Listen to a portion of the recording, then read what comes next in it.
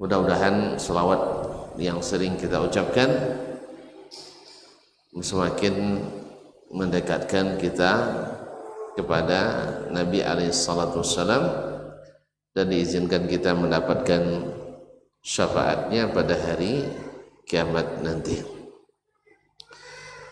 Bapak dan Ibu kaum muslimin dan muslimat yang dirahmati Allah, kembali kita bersama Imam Al-Bukhari rahimahullah ta'ala, babu atau kitab wudu, babul ladzi yughsalu bihi sya'rul insan ila akhirih, bab tentang air yang dibasuh dengannya rambut orang atau rambut manusia. Kemudian juga tentang hukum liur atau air liur anjing dan hukum masuknya ke dalam mesin. Telah disebutkan dalam bab atau judul bab oleh Imam Al-Bukhari rahimahullah tentang hukum itu. Wa qala Az-Zuhri idza walagha fi ina'in laysa lahu wudu'un ghairu yatawadda' bihi. Apabila air dijilat oleh anjing itu dan dia tidak punya air selain itu untuk berwudu, maka dia menggunakannya berwudu. Wa qala Sufyan hadzal fiqhu bi'ainihi, inilah fikih yang sesungguhnya. Yaqulullah ta'ala falam tajidu ma'an fatayammamu, apabila kamu tak dapat banyak, tak ada air, bertayamum sekarang. Wa hadza ma', dan ini ada air. Nah, wa fi nafsi minhu syai', dan Imam Bukhari mengatakan saya meragukan itu. Afwan, Imam Ats-Tsauri mengatakan wa fi nafsi minhu syai', itu dalam hati ada sesuatu yang membuat ragu. Menurut saya, kata beliau, tawadda bihi wa tayammam, dia berwuduk kemudian bertayamum. Tapi sudah kita bahas pada pertemuan sebelumnya, kalau dia meragukan kesuciannya, ini berakibat awalnya badannya bersih dari najis, airnya dipakai air bernajis, airnya bernajis, maka tidak bisa dihilangkan dengan tayamum. Ala kulli hal, sudah kita sebutkan perbedaan ulama dalam masalah ini pada pertemuan yang sebelumnya. Qala rahimahullah, berkata Imam Al-Bukhari, haddatsana Abdullah ibn Yusuf, telah menceritakan kepada kami hadis ini Abdullah ibn Yusuf, itu Abdullah ibn Yusuf At-Tinnisi Al-Misri. At-Tinnisi Al-Misri thiqatun faqih, an Malik, dari Malik, itu Malik ibn Anas, Malik ibn Anas ibn Malik ibn Abi Amir Al-Asbuhi Al-Himyari, imamu dari hijrah, salah satu dari imam mazhab yang 4, yaitu mazhab Al-Maliki. An Abi Zinad, dari Abu Zinad.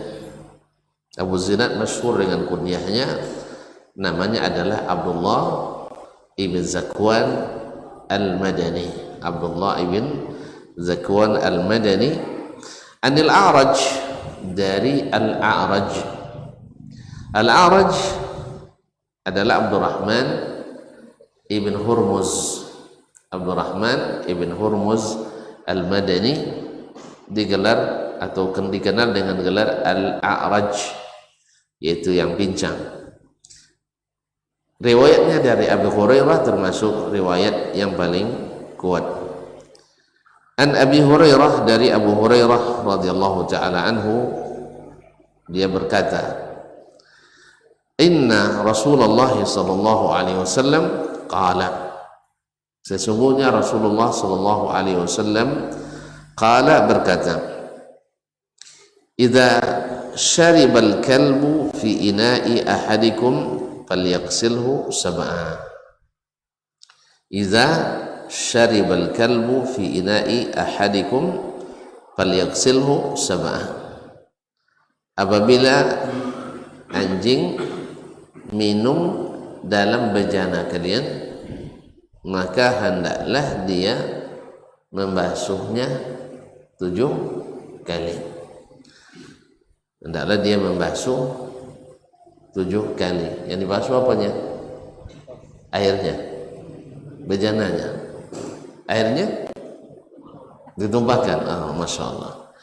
Jadi dibasuh 7 kali.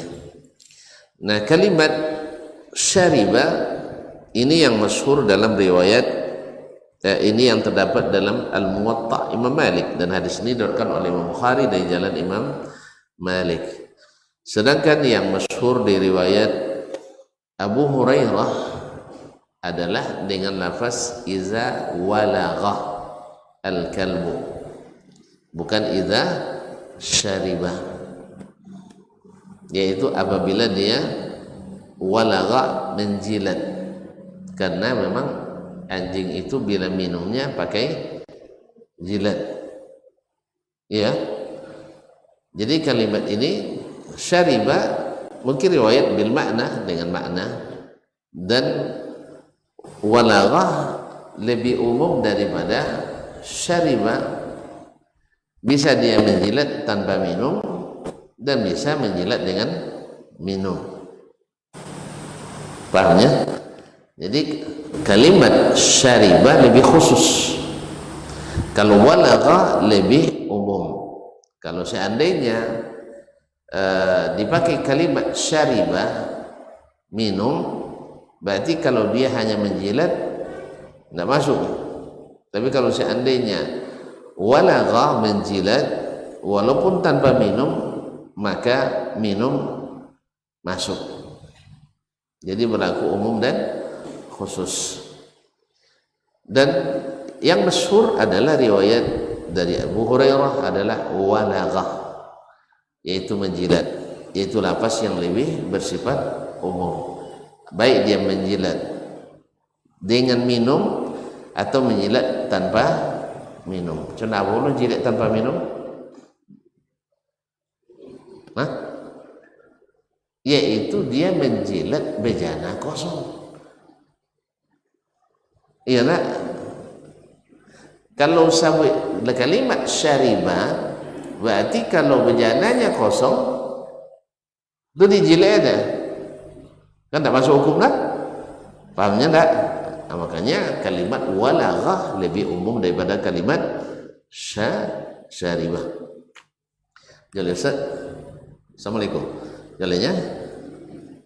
Jadi kalau dipakai kalimat syaribah, minum, berarti bila bejana itu ada air.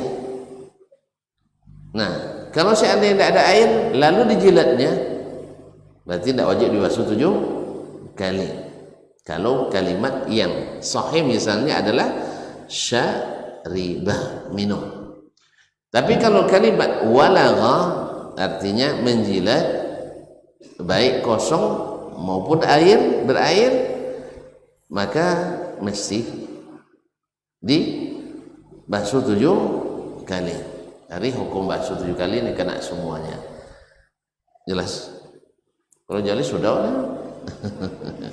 Masyaallah kiram dirahmati Allah SWT. Jadi dalam yang masyhur di riwayat riwayat Abu Hurairah, riwayat jumhur ashabihi, yang diriwayatkan oleh mayoritas murid-murid Abu Hurairah radhiyallahu taala anhu, kata Imam Ibnu Hajar rahimahullah, iza walagha, apabila walagha. Walaupun kalimat walagha itu pada umumnya adalah mengandung makna minum dalamnya, yakni walagha yalaghu iza syariba bi tarafi lisanihi, apabila dia minum dengan ujung lidahnya, au adkhala lisanahu fihi faharrakahu, atau dia masukkan lidahnya ke dalam air itu lalu dia gerak-gerakkan. Wa qala Tha'lab, berkata Tha'lab salah seorang ahli lughah, huwa ayyudkhila lisanahu fil ma'i wa ghairihi min kulli ma'in fayuharrikuhu, yaitu kalimat walagha maknanya dia masukkan lidahnya ke dalam air atau segala yang cair, air atau segala yang cair. Apa contohnya yang cair selain air? Minyak. Masya Allah, ada yang minum minyak lah, susu misalnya, jauh rupi minyak galur enggak ada susu misalnya, jus kan itu ya, kan jus susu apa nih, garagar tentunya, agar-agar apa nomor? Garagar enggak pernah kawat nih, apa lo enggak cair sebelum baku oh angin itu khair insyaallah. Apa lah cindu, sirup, sirup, cindu dan sebagainya. Jadi segala yang cair selain daripada air, bila dia masukkan lidahnya ke dalamnya dan dia gerak-gerakkan, maka dia disebut walagha. Ibnu Darustawaihi menambahkan baik dia minum atau hanya sekedar dia jilat saja, baik dia minum ataupun tidak, syariba au lam yashrab. Yang penting apabila dia menggunakan lidahnya di tempat yang cair, maka itu disebut dengan walagha dalam bahasa Arab. Nah, ma'asyarul kiram dirahmati Allah SWT. Kemudian kalau dia menjilat yang tidak ada atau menjilat yang tidak cair, contoh gara-gara tadi kan tidak cairnya jilat, tapi jilat ada, itu namanya la'aqahu, yaitu menjilat yang tidak cair. Makanya garpu disebut dalam bahasa Arab mil'aqatun, alat untuk menjilat. Iya tak? Ambil je garpu, kemana dong? Tidak pernah makan garpu. Dulu dimasuk dimasuk setu-setu kan, ada kawan lepai ke pokan,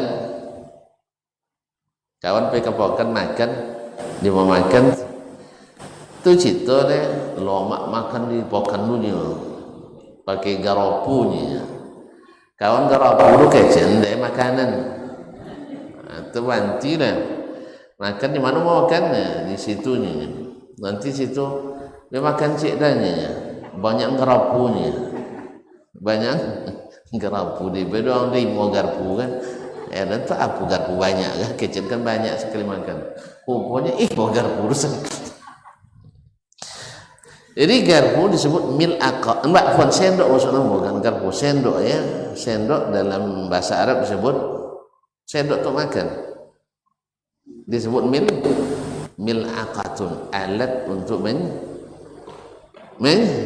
menjilat. Jadi sepertinya kita kalau makan sesuatu yang tidak cair, umumnya pakai sendok tadi, ya, pakai sendok. Jadi menurut ahli orang Arab, kalau mil'aqah itu la'aqahu, menjilat sesuatu yang tidak cair, jilat sesuatu yang tidak cair. Wa qala al-Mufarrizi fa in kana farighan yuqalu lahasahu. Kalau yang dijilatnya bejana kosong itu disebut dengan lahasahu.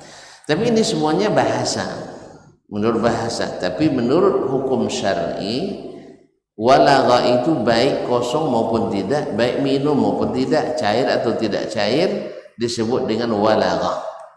Maka dalam kaidah apabila bertentangan makna syar'i dengan makna lughawi, mana yang dulu kan? Makna syar'i. Jelas? Dengan makna sekalipun bejana yang dijilatnya jadi kosong, maka masuk dalam hukum walagha. Masuk dalam hukum walagha. Sekalipun dalam secara bahasa walagha adalah menjilat benda cair yang ada dalam bejana tadi. Baiklah kaum muslimin dan muslimat dirahmati Allah SWT, Ini hadis mengandung hukum apa namanya? Hukum bejana yang dijilat oleh anjing. Yang dijilat oleh anjing. Yang pertama, ulama sebenarnya khilaf tentang najis tidak najisnya,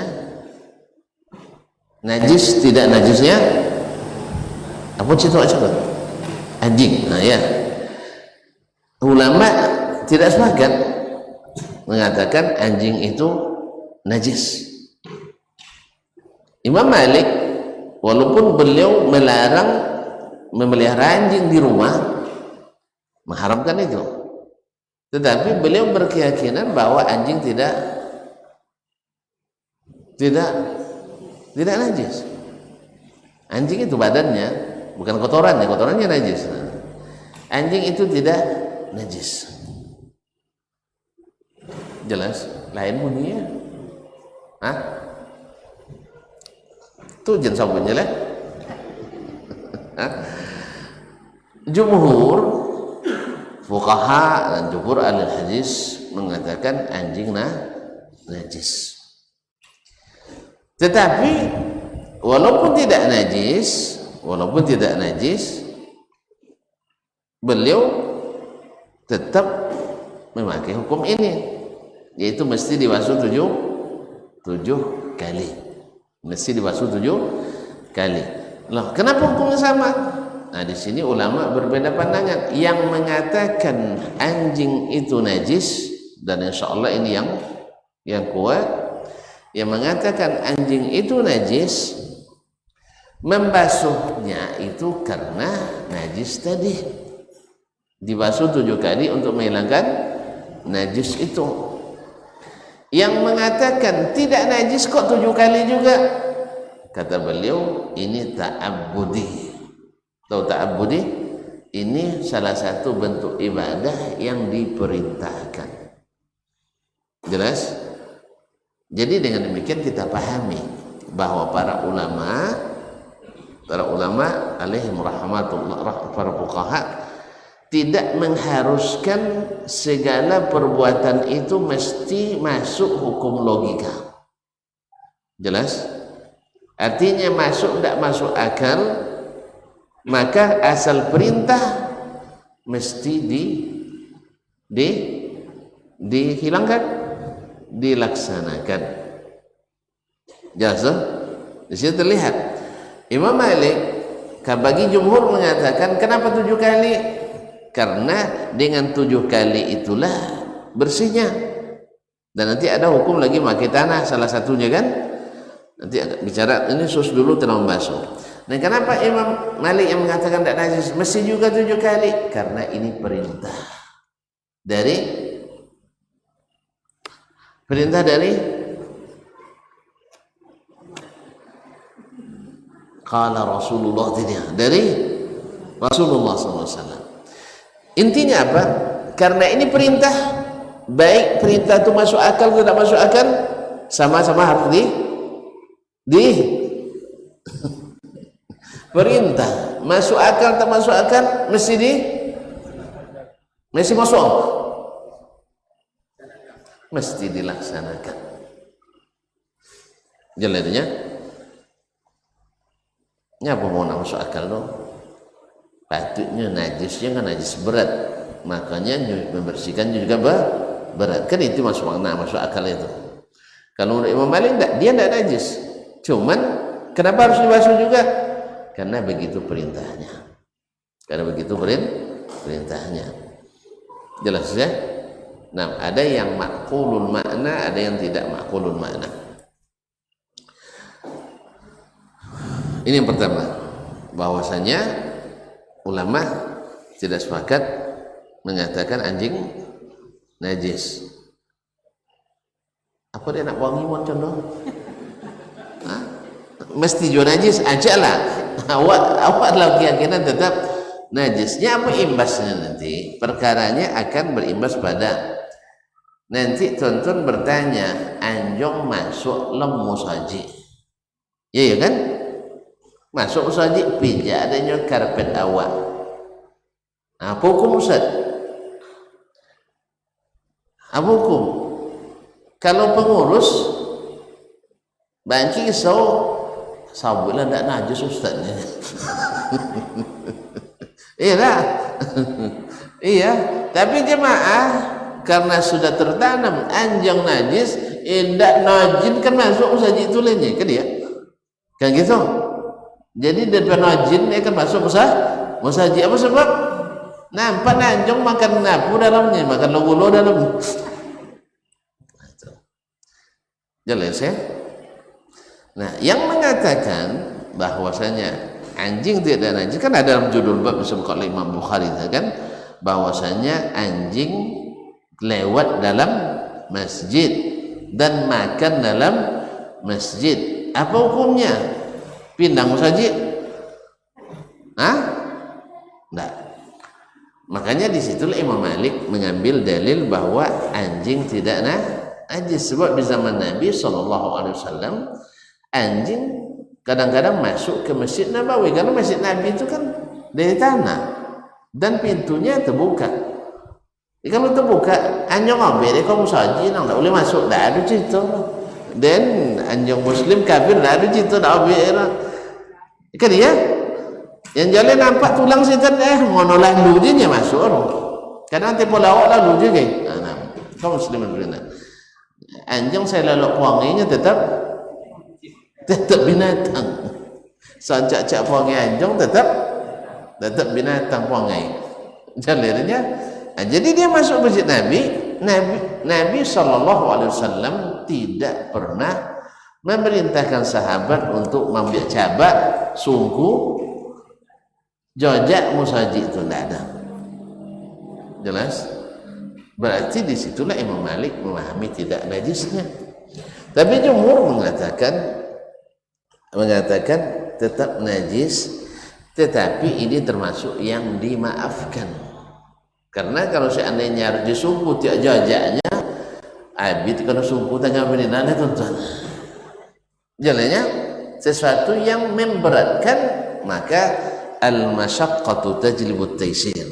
Segala yang menyulitkan itu, yang susah dielakkan, maka dimaafkan.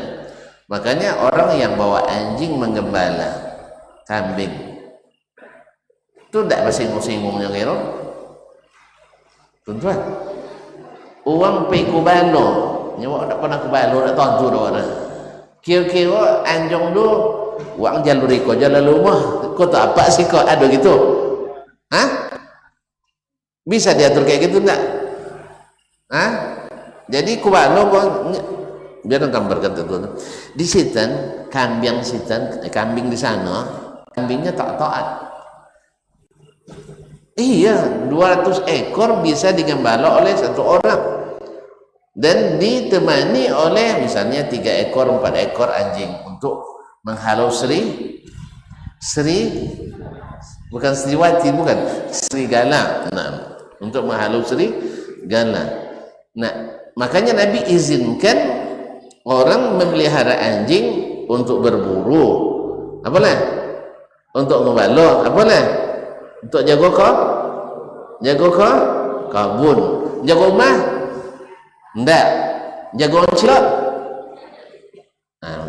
Atau hukum lain nanti dia, misalnya anjing pelacak dan sebagainya dibutuhkan, ini ada hukum lain yang berkaitan. Tapi kita sekarang bicara tentang najis tidak najisnya anjing tadi ya. Nah, karena tak mungkin mengkhususkan jalan untuknya, kadang jalan depan awak dan jalan gitu kan. Tapi jadek ke pengembalo do tapaknya tadi tu basuh tahu. Oh dek tapi jajak anjok. Tu dibasuh kaum muslimin. Dibasuh setiap tapi jajak anjok basuh. Sudah kubalo. Iya, sudah kubalonya. Basuhnya bukan karena najis, tapi basuh karena antum beruduk tadi. Nah, jadi itu kaum muslimin tidak ada perintah dari Nabi SAW untuk membasuh seseorang yang lewat di tempat anjing yang pernah lewat di situ. maka dipahamilah bahwa tidak najis. Jelas dong? Dan judul bab menunjukkan itu. Nah, walaupun tidak sebagai najisnya, tetapi hukum membasuh yang dijilat oleh ini tetap 7 kali. Nanti mereka berbeda pula. Apakah anggota badannya yang lain sama dengan mulutnya? Kalau jumhur mengatakan mulutnya saja, padahal mulut yang paling berosio kan tibo kan mulut kan paling yang paling berharga di anggota tubuh kita apa?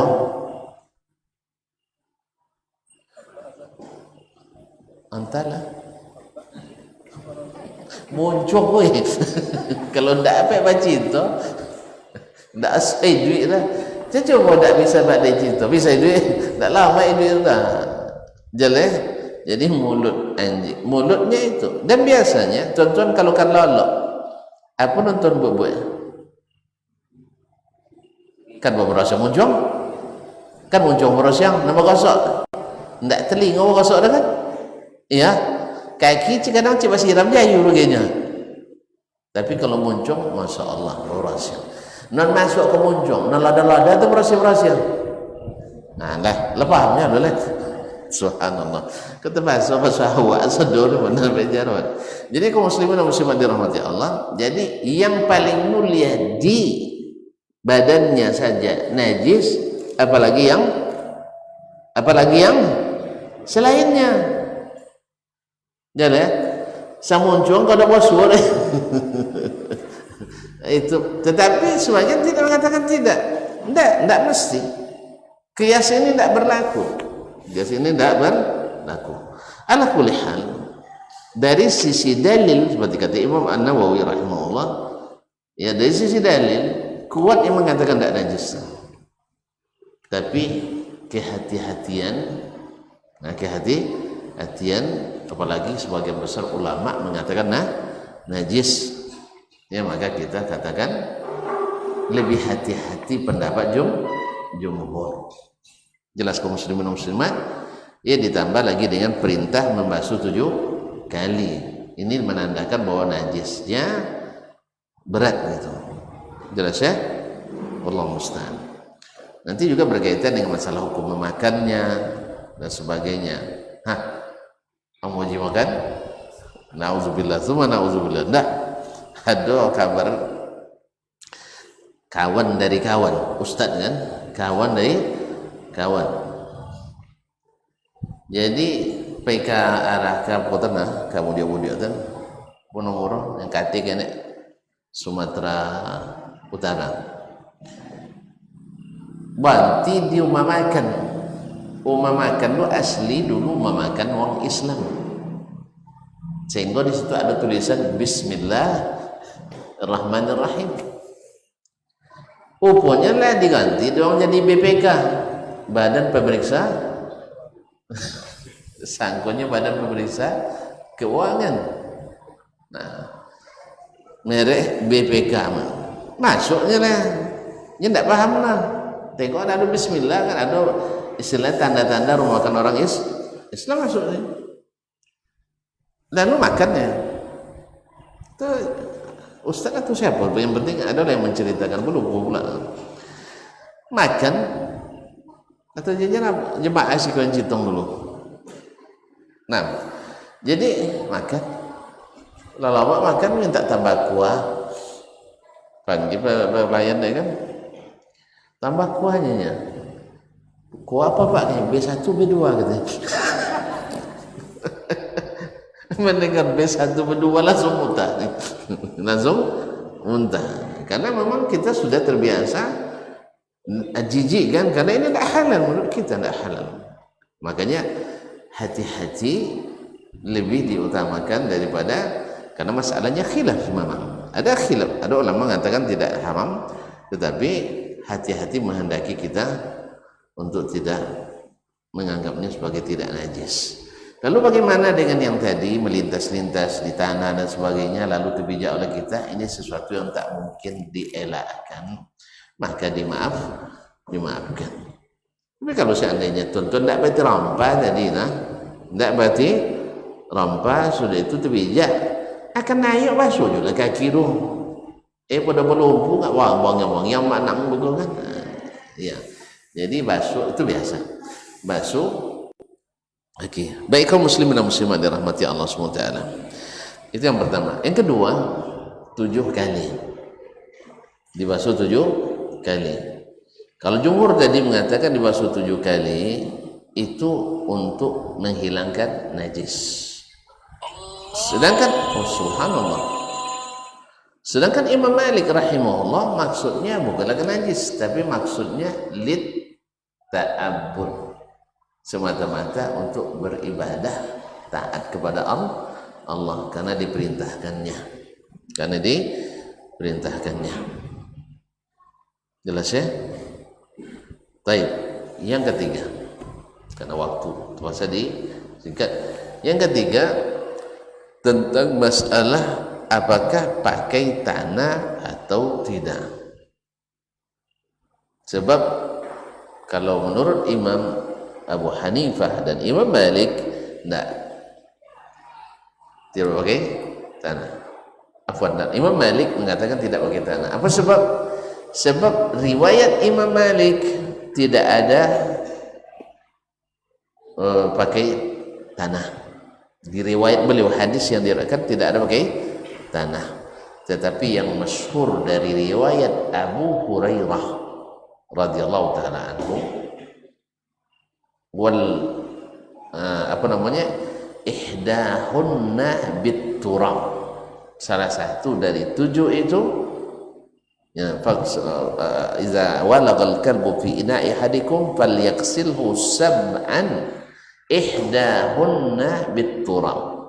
Riwayat lain mengatakan ukhrahunna bit-turab. Ya, ihdahunna bit-turab wa ukhrahunna bit-turab. Dan sebagian lain mengatakan ihdahunna bit-turab ukhrahunna bit-turab was-sabi'atuhunna bit-turab. Lain mengatakan thaminatuhunna bit-turab. Yang ke-7 atau yang ke-8. Ma'asyiral kiram dirahmati Allah SWT. Karena waktu azan masuk waktu azan salah saja kan? Azan dulu, nanti setelah azan kita selesai.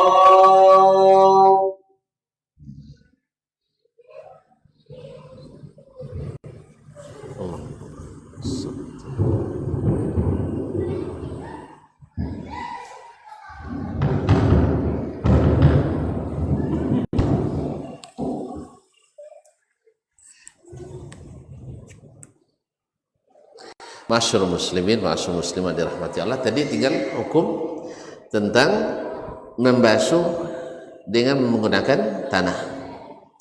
Riwayat berbeda dalam masalah ini. Ada riwayat ihdahunna, salah satunya dari yang 7 kali itu dengan tanah.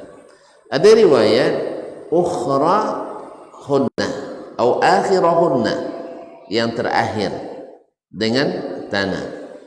Ada riwayat as-sabi'ah bit-turab, yang ke-7, ini sama dengan terakhir.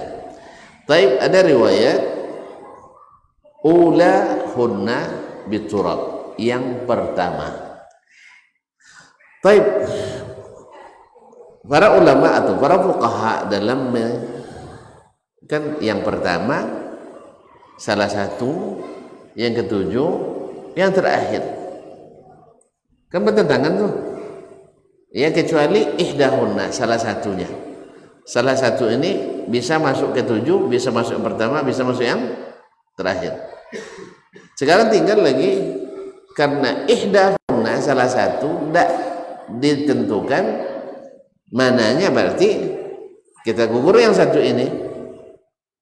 Tinggal lagi riwayat awal atau akhir, karena yang ke-7 dengan yang terakhir kan sama nih, berarti tinggal lagi yang bertentangan 2 kan, karena riwayat yang tidak menentukan, kemudian di sini ada riwayat yang menentukan, maka yang muqayyad didahulukan dari yang mutlak. Kan salah satu kan mutlak ini, sedangkan yang pertama dan yang terakhir ini kan muqayyad, ditentukan mana yang dimaksud, di awal atau di akhir. Kemudian setinggal lagi yang di awal atau di akhir, mana yang lebih kuat riwayatnya, maka Imam Ibnu Hajar menyebutkan dan juga menukil dari Imam Asy-Syafi'i rahimahullah ta'ala, bahwasanya yang riwayat yang ulahunna, yang pertama dari ke-7 kali membasuh itu dicampur dengan tanah. Ini riwayat ini lebih kuat, rawinya lebih hafiz, lebih banyak, lebih hafiz, lebih kuat. Akhirnya ditarjihlah oleh sebagian besar ulama bahwa yang pakai tanah itu yang alhamdulillah masih bangun, yang pertama, bukan per. Masya Allah, hampir saya salah. Untuk antum masih Berarti bisa panjang-panjang nih kajian lagi. Yang pertama, ini yang dikuatkan oleh Imam kita Syafi'i rahimahullah ta'ala, seperti dalam riwayat Al-Harmala ibn Yahya At-Tujibi dan lain-lainnya, bahwa yang pertama itu dikuatkan. Sebab apa? Sebab kalau dicampur tanah yang terakhir ini tidak selesai 7 kali, bisa 7 kali 2 nanti ya, karena kalau yang ke-7 dicampur tanah tambah kotornya, belum selesai kan, berarti tambah basuhan lagi, tidak sesuai dengan perintah membasuh 7 kali. Maka kata Imam Asy-Syafi'i rahimahullah, pendapat yang mengatakan ulahunna, di samping riwayatnya lebih kuat dan juga dari sisi manfaat lebih tepat, yaitu dibasuh yang pertama kali dicampur tanah, kemudian kedua, ketiga, keempat, kelima, keenam, ketujuh tanpa tanah dan bersih. Ustaz, 7 kali basuh nih bros ya. Aji kalau basuh gole macam apa biasanya? 2 kali siram jangan selesai kan? Ini enggak, 7 kali basuh yang pertamanya pakai tanah. Sebagai mengatakan tetap memakai ihdahunna, salah satunya ya, salah satunya ya, tetapi tidak yang terakhir, tidak yang terakhir. Nah, bisa di yang kedua, yang ketiga dan seterusnya. Wallahu taala alam. Yang lebih kuat dalilnya dan lebih banyak perawinya adalah riwayat yang pertama dicampur dengan tanah, dicampur dengan tanah. Masalah apa lagi? Selesai? Campur dengan tanah. Nah, dalam hadis ini terdapat beberapa faedah hukum, misalnya bahwa air yang sedikit bila kena najis akan dianggap bernajis. Jelas? Air yang sedikit bila bercampur dengan najis otomatis disebut air najis, sekalipun tidak berubah salah satu sifatnya, warna, rasa kok jauh ke mencoba suruhnya, nampak jili ada anyong sudah itu cosonya lebih banyak jarang itu. Tapi pada umumnya warna dan bau. Kalau bau tahu aja bunyi ya, tapi kalau masuk ada cendur. Iya kan? Misalnya enggok lango hijau di dalam jate apa namanya dalam jus awak cidu nangnya ya. Kalau itu toloknya bukan tengok bau bandaknya, tapi kalau cucu buah nyamnya jarang yang mau itu. Jadi kaum muslimin dan muslimat dirahmati Allah, najis bila masuk ke air yang sedikit atau benda cair lainnya yang sedikit, berubah tak berubah, maka dia wajib dibuang, wajib dibuang bila masuk najis ke dalamnya. Ini dikuatkan oleh hadis Maimunah ketika bangkai tikus jatuh ke dalam minyak samin. Tahu minyak samin? Tak pernah minyak minum samin dah. Ini lagi nak godang badan dia samin. Nah, minyak samin itu minyak dari hewan, minyak samin dari hewan atau dari tumbuhan juga. Itu dipakai orang untuk apa namanya bikin kue, bahkan untuk masakan-masakan. Nah, kalau bau agak lumayan anyu kan ya, tapi dikinyam lama. Nah, dimakan menyerap makanan. Nah, jatuh ke dalam minyak samin. Lalu Nabi sallallahu alaihi wasallam katakan, in kana ma'ian, kalau cair, masih cair minyaknya, kan di musim panas mungkin cair dia. Tapi kalau musim dingin beku. Kalau musim panas cair, musim dingin beku. Bila masuk ke dalam minyak tadi di waktu cair, maka dibuang, karena bangkai tikus halal, najis. Nah, maka kalau cair dibuang. Tetapi kalau seandainya ingkana ma'ian, kalau seandainya jamidan, kalau dia beku, maka buang tikusnya dan sekitar tempat yang dikendau atau disentuh oleh bangkai tikus tadi. Galerinya, tapi orang ya tolok gitu ya. Kaum muslimin dan muslimat Allah. Jadi dibuang kalau dia beku, karena beku kan tak mengalir ke tempat lain. Tapi dengan catatan jelas seminggu lah waktu itu. Kalau seminggu lah berjalan barang itu dalam dunia. Maksudnya baru nampak, ya mungkin malam tadi lalu terlihat oleh kita. Tapi kalau sudah lama lah lapak oleh dong dan medu, itu enggak. Baiklah kaum muslimin dan Allah.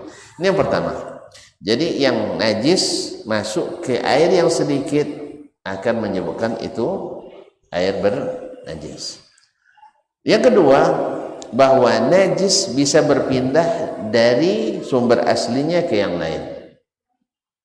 Jelas bahwa anjing kan najis, lalu dia menyentuh barang lain yang awalnya suci, akhirnya berpindah.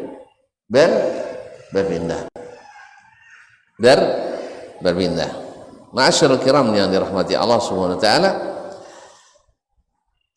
Kemudian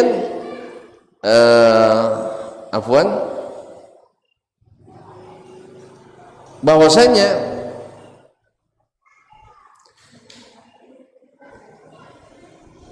air yang sedikit bila masuk najis dia ikut bernajis. Baik. Kemudian bahwa hukum yang dijilat oleh anjing itu berbeda dengan yang benda najis lainnya. Tadi kalau benda najis lainnya tidak mesti dibasuh 7 kali dan juga tidak mesti pakai tanah. Nah, ada hikmah yang disebutkan oleh para ilmuwan. Ya, dulu kan tidak ada labor seperti sekarang. Kenapa disucikan dengan tanah? Kenapa tidak pakai sabun misalnya? Apalagi zaman sekarang kan, para peneliti di berbagai negara, misalnya di Jepang, menemukan bahwa di dalam liur anjing itu terdapat zat yang tidak bisa dihilangkan dengan alat pencuci apapun kecuali dengan tanah. Maka subhanallah, Allah yang memberikan ilmu ini kepada Nabi kita alaihissalatu wassalam. Dulu orang nggak tahu tuh, sehingga sebagian meremehkannya. Tapi kita orang beriman kan tidak. Orang beriman tak boleh meremehkan sekecil apapun yang datang dalam firman Allah dan sunnah Rasulullah sallallahu alaihi wasallam. Tadilah Imam Malik, walaupun beliau mengatakan tidak najis, tetapi tetap mengikuti proses yang disuruh oleh Rasulullah sallallahu alaihi wasallam. Dan fatwa beliau tidak najis juga tidak membuat beliau membolehkan bawa anjing di rumah, apalagi masuk kamar. Jelas? Bahkan Imam Malik lebih tegas pula dari yang lain lagi, bahwa dia haramkan karena Nabi mengharamkan itu. Tapi apa? Ta'abbud lillahi tabaraka ta'ala, ini perintah Allah dan Rasulnya sallallahu alaihi wasallam. Jadi tidak semua perintah itu mesti dicarikan alasan logis dan filosofisnya, ya, tidak mesti. Jelas? Karena ada illah itu terbagi dua, ada illah ma'qulah, ada illah ta'abudiyah. Ada ilat hukum itu ada ilatnya yang bisa dicerna oleh logika kita, dan ada illahnya tidak bisa dicerna dengan logika kita. Apa contohnya? Imam Ali bin Abi Thalib radhiyallahu taala anhu Beliau mengatakan, "Lau kana ad-dinu bil aqli," andainya agama itu semata-mata logis tidak logis, lakana mashu asfali al-khuffaini aula min mashi a'lahuma. Andainya agama itu hanya berdasarkan logika semata, harus sesuai dengan logika semata, pasti menyapu bagian bawah sepatu al-khuf lebih utama daripada menyapu yang di atasnya, karena umumnya yang kotor di bawah bukan di atas. Tapi apakah kita rubah sekarang dengan logika kita? Tidak, ya tidak bisa dirubah. Tetap siapa yang pakai sepatu dalam keadaan berwudu, lalu dia tidak mau membuka sepatunya ketika batal wudunya lagi, dalam keadaan tidak musafir selama sehari semalam, dalam keadaan musafir 3 hari 3 malam, kecuali ada wajib mandi, itu wajib dibuka.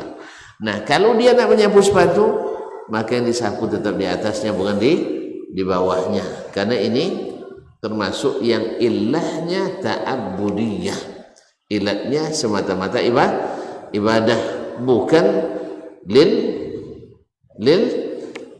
lisababin zahir, bukan karena ilat yang zahir. Oleh itu kaum muslimin dan muslimat dirahmati Allah, memang al-illatu taduru ma'al hukmi wujudan wa adaman, benar bahwa hukum itu berlaku dengan ilatnya. Ada ilatnya ada hukum, tak ada ilatnya tak ada hukum. Cuma ilat harus dipahami, ada ilat yang ma'qulah dan ada illah yang tidak ma'qulah atau ta'abudiyah. Ini yang kadang sering dilupakan oleh sebagian orang yang terlalu mengandalkan akal dalam memahami hukum-hukum syariat yang diturunkan Allah Subhanahu wa taala. Barangkali sampai di sini yang dapat kita sampaikan, mudah-mudahan bermanfaat. Kalau ada yang bertanyakan dipersilakan.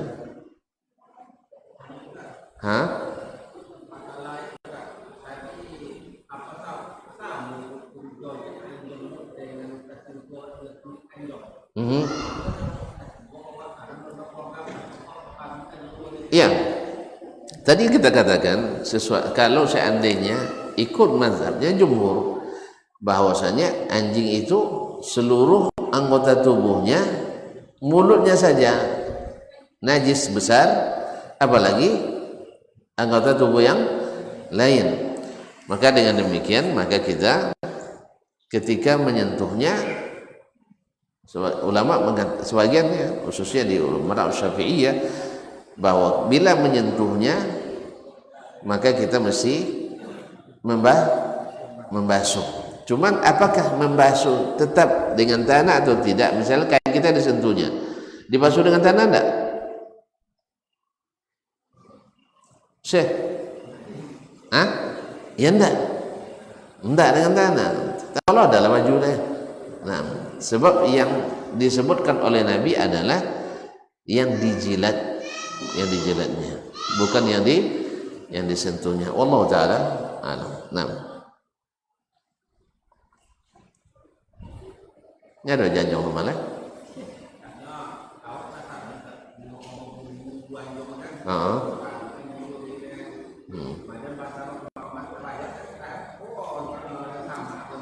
Mandi baik kurang.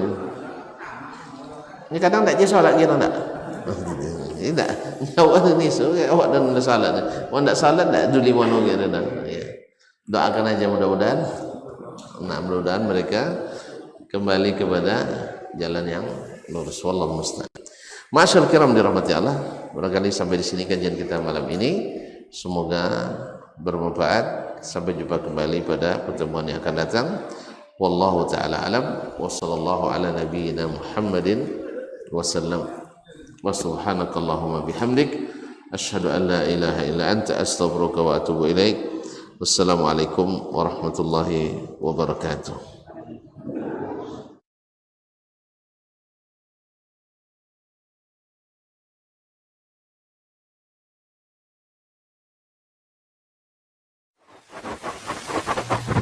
barometer amal kita saleh tak salehnya di salat kita. Bila salat kita ikhlas dan sesuai dengan sunnah Nabi SAW, maka insya Allah amalan yang lain mengikuti. Ini aktivitas ini membantu saya di akhirat atau akan menyulitkan saya di akhirat? Kalau seandainya perbuatan itu ternyata akan menyulitkan kita di akhirat kelak, tinggalkan perbuatan itu. Anta ni'mal jund. Kamu adalah sebaik-baik prajurit. Coba lihat. Kamu adalah sebaik-baik prajurit. Maka tujuannya adalah menghancurkan kehidupan rumah tangga.